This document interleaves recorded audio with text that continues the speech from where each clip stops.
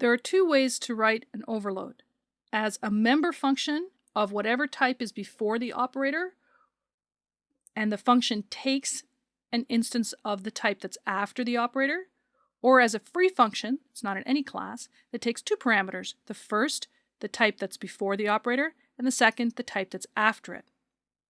When it's your class, you should always try to write it the member function way. So if you've written some my class and you want to be able to say, is my object less than some other thing? Is this order less than a different order? You write a function called operator less than. And if you're writing an overload for operator plus or operator times or operator plus equals, all of which can be overloaded, then those are the names you give.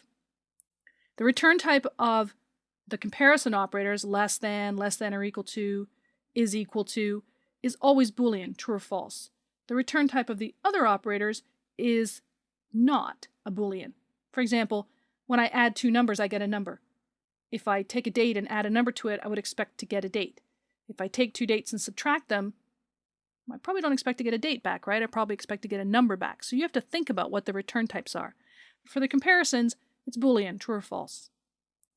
So this is a member function of my class, and the parameter that it takes is of type other type, whatever it is I'm going to compare to. So if it makes sense to compare two dates, I might write an operator that just takes a date. If I'm going to say, is this order less than 100, then I guess I have to write an operator that takes an integer. Very common for the comparison operators that they just take the same type. So you compare two dates, compare two orders, compare two deals. But the compiler won't stop you from comparing a date to a string if you can figure out a smart way to do that.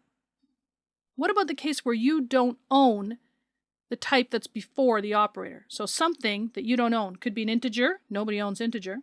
Could be string, the standard library owns string, or it could just be some other class within your system but that you're not the developer of. And you want to be able to say, is something less than my object?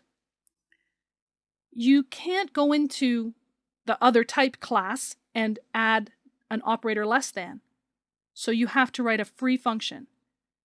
Returns bool, because this is operator less than, returns true or false. Its name is still operator less than, but notice it no longer has the full class name, : because it's not. It's just a free function. It's not in a class. And it takes two parameters. The first one is the type that's before the operator. The second is the type that's after the operator. Now this is not part of my class, so if it needs to get to any member variables of my class, it's probably going to have to get at them through public functions. There is a way around that with something called friend. I'll show you it in the demo, but it's not your first choice. If there are public functions available, that's what you should use. It looks complicated when you try to write it out generically. It's actually really simple when you go to write one, so let me show you how.